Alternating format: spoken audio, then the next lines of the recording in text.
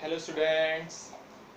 तो अब अपन शुरू करने जा रहे हैं class 11 chapter number 2 relation and function का ये पहला लेक्चर है। तो पहले देखते हैं रिलेशन फंक्शन क्या है, पर उसको देखने के पहले अपन को एक चीज़ समझनी पड़ेगी, वो है कार्टेशियन प्रोडक्ट। ठीक है, पहले मैं कार्टेशियन प्रोडक्ट बताता हूँ, उसके बाद अपन रिलेशन फंक्शन के ऊपर थोड़ा डिस्कशन करेंगे।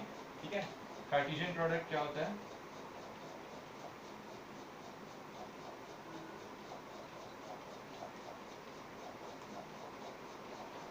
Cartesian product of sets. ठीक है, अगर जब पहले दो सेट्स को लेकर एग्जांपल करते हैं, पर ठीक है, अगर कोई दो सेट है और दो सेट को अगर मल्टीप्लाई किया जाए, ठीक है, तो क्या निकलेगा? जो भी अपना प्रोडक्ट निकलेगा वो कार्टेशियन प्रोडक्ट कहलाता है। तो कैसे निकलता है? मान लेते हैं एक सेट है 1 2 3, ठीक है, दूसरा सेट है ए बी, एक और ले लेते हैं, ठीक है, अच्छा दो ही लेते हैं, ए बी। अब अगर मैं a इंटू बी लिखूँ, a इंटू बी से क्या मतलब, a के एलिमेंट और b के एलिमेंट्स का मैं अगर मल्टीप्लाई करूँ तो इसको ऐसे नहीं करें, ऐसे होगा ये 1 कॉमा a। ठीक है, फर्स्ट एलिमेंट को फर्स्ट के साथ पहले लिखेंगे, जो पहले है उसका एलिमेंट पहले आएगा स्मॉल ब्रैकेट के अंदर। इनको ऑर्डर्ड पेयर बोलते हैं। ठीक है, आगे बताता हूँ। उसके बाद फिर कॉमा देंगे, फिर इसमें का फर्स्ट एलिमेंट, उसके बाद सेकंड एलिमेंट इसमें का b। ठीक है, अब सेकंड एलिमेंट, इसमें का फर्स्ट, इसमें का सेकंड, इसमें का first, 2 comma a 2 comma b।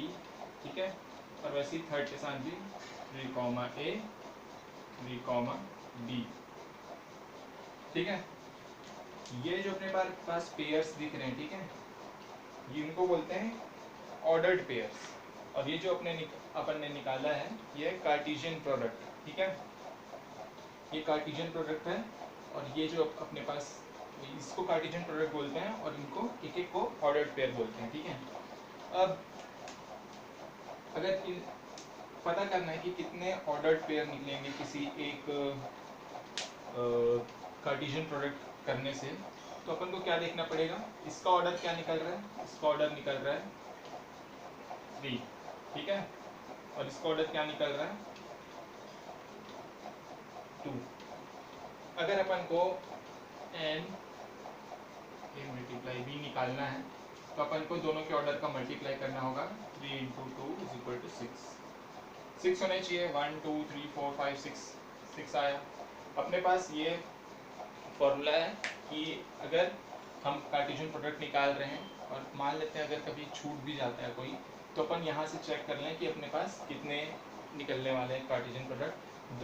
दो या दो से जितने भी जो सेट हैं उनके जो एलिमेंट्स के नंबर हैं या फिर उनका जो ऑर्डर है, उसको अगर मल्टीप्लाई कर दें तो अपन को ये पता चल जाता है कि कितने उसके ऑर्डर्ड पेयर निकलेंगे। ठीक है, कार्टेशियन प्रोडक्ट ऐसे ही लिखते हैं, फर्स्ट जो सेट है उसके एलिमेंट्स को पहले लिखेंगे।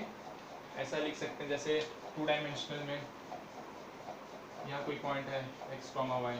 ठीक है, तो x का जो कोऑर्डिनेट है उसको पहले लिखेंगे। ठीक है, इसको x y कोऑर्डिनेट x मान सकते हैं और होता भी है। ठीक है, ये है जो पहले लिखाएगा वो x कोऑर्डिनेट में जाएगा, ऐसा मान लीजिए। और जो बाद में लिखा रहा है, जैसे a पहले लिखा रहा है, a क्रॉस b है, मतलब a के जितने एलिमेंट्स है वो x कोऑर्डिनेट में जाएंगे और b के जितने एलिमेंट्स है वो y कोऑर्डिनेट में जाएंगे। ऐसा समझने के लिए भी इजी पड़ रहा है। ठीक है, अब रिलेशन के ऊपर बात करते हैं। रिलेशन क्या होता है? तो रिलेशन के लिए एग्जांपल देता हूँ। जैसे मैं हूँ और मेरी एक बहन है। ठीक है, एक और मैं एक लड़का हूँ, एक लड़की है, और मैं उसका भाई हूँ। उसका रिलेशन हो गया। ठीक है, वो मेरी बहन है और मैं उसका भाई हूँ, तो ये रिलेशन है। रिलेशन मतलब संबंध, कि अगर कोई दो सेट है, ठीक, जैसे कोई एक ऑर्डर पेयर ले लिया मैं, जैसे 1 कॉमा a, तो जो 1 है वो a से किसी न किसी रिलेशन से कनेक्टेड होगा। ठीक है, 1 जो है किसी न किसी रिलेशन से a से कनेक्टेड है। अगर इसको ऐसे माना जाए 1 2 3 a b, तो ये किसी ना किसी रिलेशन से एक दूसरे से कनेक्टेड है ये दोनों, ठीक है, किसी रिलेशन से एक दूसरे से कनेक्टेड है ये, तब जाके 1, A 1, B ऐसे कुछ के अपन के ऑर्डर पेयर बने हैं, ठीक है, ये रिलेशन है। अब फंक्शन को समझने के लिए अपन को और भी चीज़ें जाननी होंगी, ठीक है। पहले रिलेशन क्या है उसको देख लीजिए, और ये कार्टेशियन प्रोडक्ट कैसे निकालते हैं एक बार देख लीजिए।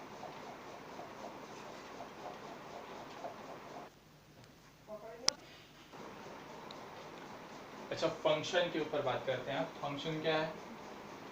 तो फंक्शन एक इतना डिफरेंट टाइप का, एक स्पेशल टाइप का रिलेशन होता है, ठीक है, जिसमें अगर हम कोई एक वैल्यू डालते हैं, ठीक है, एक वैल्यू अगर कोई डालते हैं तो उस पर्टिकुलर वैल्यू के लिए वो फंक्शन हमको एक दूसरी वैल्यू देता है, ठीक है। और दूसरी वैल्यू का मतलब ये मतलब नहीं कि सेम वैल्यू देगा, ठीक है।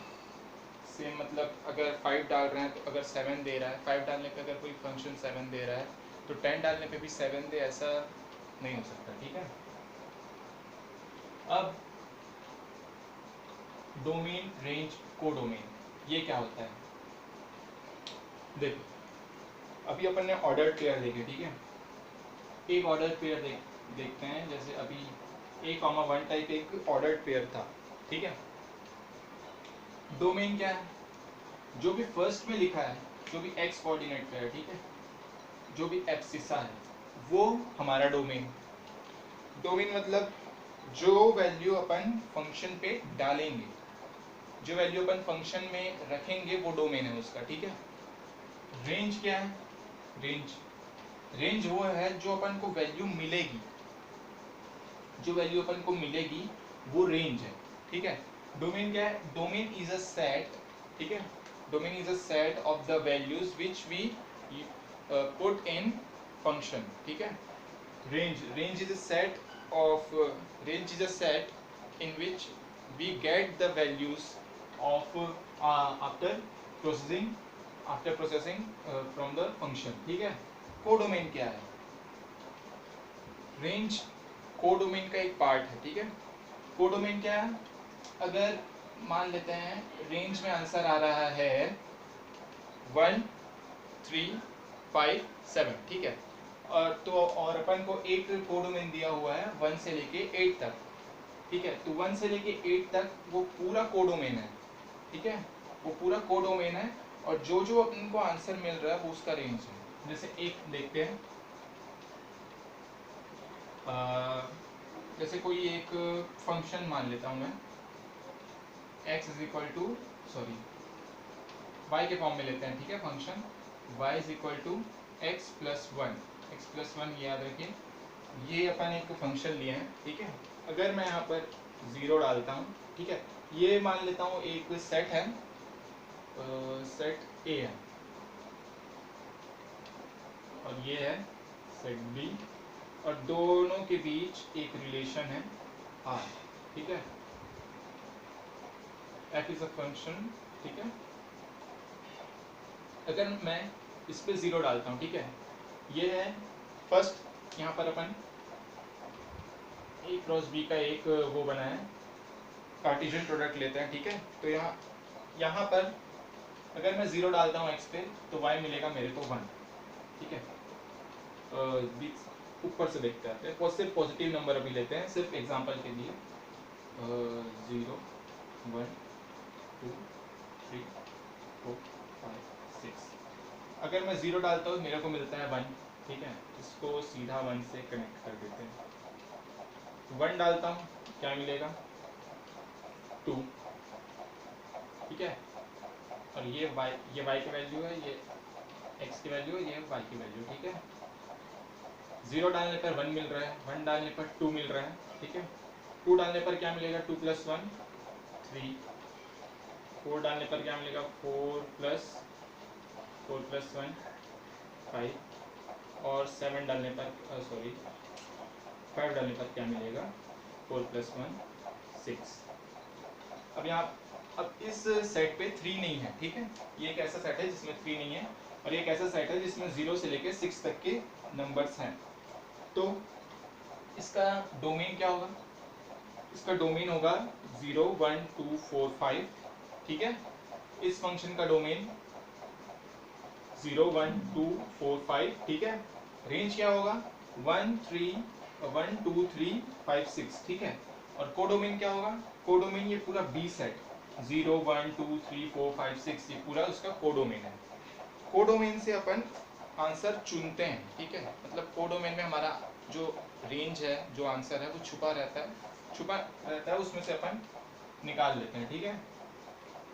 डोमेन जो अपन फंक्शन पे वैल्यू डालेंगे, रेंज जो अपन को उसमें से वैल्यू मिलेगी, कोडोमेन जिसमें रेंज लाई करता है, ठीक है। ये समझ आया, देख लीजिए।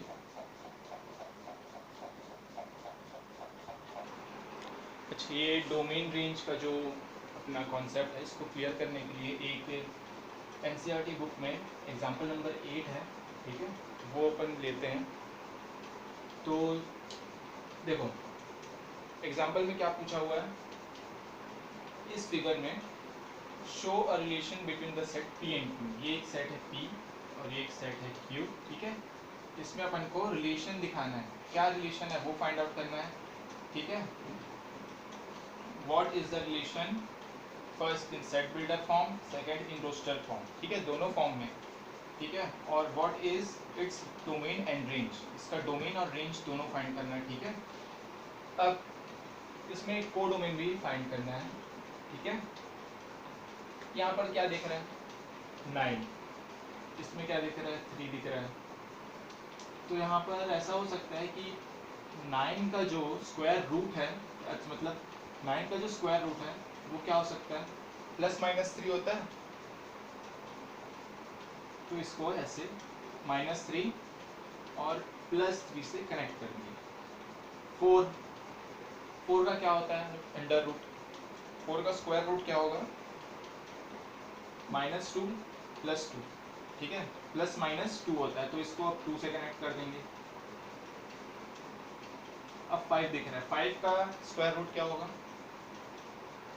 5 का स्क्वायर रूट होगा +-5, कनेक्ट कर दिए। ये अपन को विजुअलाइज करने का, यहाँ पर अपन देख रहे हैं कि ऐसा ऐसा ये रिलेशन फाइंड हुआ है। फाइंड रिलेशन क्या हुआ है कि Q is the square root of P, ठीक है, Q is the square root of P। अब Q is the square root of P, ठीक है। या फिर ये भी बोल सकते हैं, मैं शायद उल्टा बोल रहा हूँ क्या, Q is the square root of P, नहीं ठीक है। अगर x इसमें क्या दिया है, it is obvious that the relation R is x is the square of y। हाँ भाई, x is the square of y। ये किसका स्क्वायर है, इसका स्क्वायर है।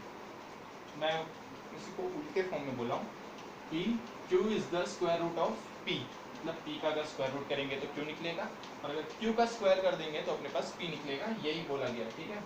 अब इसका जो क्या बोलते हैं ऑर्डर्ड पेयर किस टाइप से निकलेगा, ऑर्डर्ड पेयर निकलेगा 9, 3 9, -3 इस टाइप से, है ना। तो यहाँ पर अपन पहले रिलेशन फाइंड आउट कर लिए हैं। अब सबसे पहले अपन को क्या रिलेशन किस में लिखना है, सेट बिल्डर फॉर्म में। सेट बिल्डर फॉर्म में अपन को क्या दिख रहा है, फर्स्ट सेट बिल्डर फॉर्म लिखना है, ठीक है। आर, ठीक है, आर एक रिलेशन है, ठीक है। R is the relation from P to Q, R is a relation from P to Q, ठीक है। P और Q किसी R रिलेशन से जुड़ा हुआ है, ठीक है। R is a relation from P to Q, और इसमें अपन को जैसे अपन जानते हैं कि रिलेशन कब निकलेगा, डोमेन रेंज कब आएंगे, जब उनका ऑर्डर्ड पेयर बनेगा, ठीक है। तो R is a relation, ठीक है, ये X है ये Y है, ठीक है। X, Y लिखें वेयर, ठीक है, सच दैट का साइन लगाएंगे। अब जो रिलेशन है वो लिख देंगे अपन। रिलेशन क्या है x, अच्छा रिलेशन लिखने के लिए अपन हमेशा फर्स्ट में से चूज करते हैं, ठीक है। x को यहाँ पर देख सकते हैं, x is the square root of y, ठीक है। x is the square root, sorry square of y, ठीक है। x is the square of y, यहाँ पर से कैसे दिख रहा है, x का अगर x जो है 9 किसका, y का, ये इसमें y की टर्म्स है, ठीक है, इसमें x के टर्म्स है। अगर y is equal to X square, इसको क्या लिखेंगे, x is the square of y, ठीक है। x is the square of y,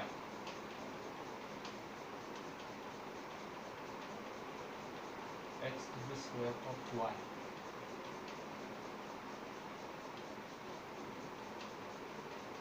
सही है, ठीक है। x is the square of y। अब यहाँ पर एक और दिया हुआ है, x belongs to p और and y belongs to q। ये अपन को लिखना जरूरी है कि कौन सा एलिमेंट किस में से बिलोंग कर रहा है, ठीक है।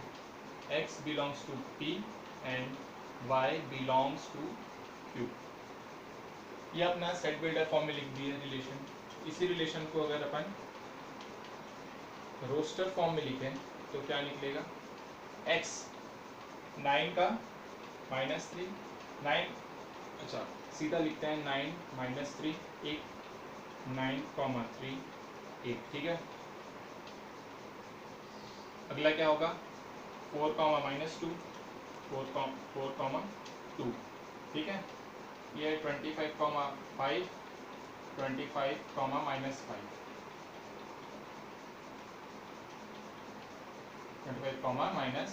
-5, ठीक है। ये अपना निकला क्या, रिलेशन ये है। अब यहाँ से अपन डोमेन चेक करना, मतलब सॉरी चूज करना देखते हैं। यहाँ पे डोमेन होगा, डोमेन लिखेंगे। डोमेन क्या है, x का जो टर्म है वो ही डोमेन है, ठीक है। डोमेन का एक सेट है, सेट क्या बनेगा, 9 4 25, ठीक है। रेंज क्या निकलेगा, जो y की टर्म्स है वही रेंज है, ठीक है। -3 3 -2 2 5 -5, ये इसका रेंज है, ठीक है। अब कोडोमेन अगर निकालने बोला, ठीक है, कोडोमेन, तो इसमें जितने भी एलिमेंट्स हैं सबको लिख देंगे, -5 -3 -2 1 2 3 5, ये अपना कोडोमेन, ठीक है। कोडोमेन यहाँ पर क्या है, Q जो है कोडोमेन है, ठीक है। डोमेन क्या है अपना, P, ठीक है। यहाँ से अगर समझ आ रहा हो, थोड़ा कैच करने का कोशिश करो यहाँ से, ठीक है, देख लो। अच्छा एक चीज देखते हैं कि नोट में दिया हुआ है, the total number of relation that can be formed from two set is actually the subset of the, क्या बोल सकते हैं इसको, is a total subset formed from the Cartesian product of those sets। जैसे एक सेट, जैसे दो set है, एक A और B, ठीक है। A और B का अपन कार्टेशियन प्रोडक्ट अगर लेते हैं, अच्छा मानते हैं पहले कि A में कितने हैं, एक ऑर्डर है P जो स्मॉल p, और B का ऑर्डर है Q, ठीक है। अब A और B का अगर अपन कोई कार्टेशियन प्रोडक्ट लेते हैं तो उसमें कितने एलिमेंट्स होंगे, कितने ऑर्डर्ड पेयर्स होंगे, तो उसका अपन ने सबसे पहले ही देखा था P इंटू Q। अब ये देखना है कि इसके अगर A cross A into B कर रहा हूँ मैं, ठीक है, A इंटू बी कर रहा हूँ, तो मेरे पास कितने रिलेशन बनेंगे, तो अगर A इंटू बी का अगर मैं निकाल लूँ सबसेट, तो जितने इसके सबसेट बनेंगे उतने उसके रिलेशन होंगे, ठीक है।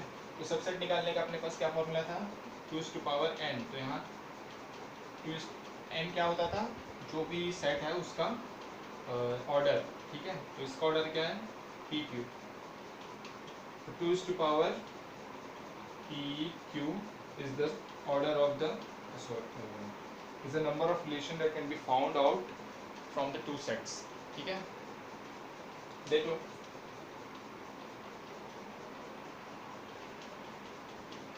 अच्छा ये लेक्चर अब यहीं ख़त्म करते हैं, ठीक है।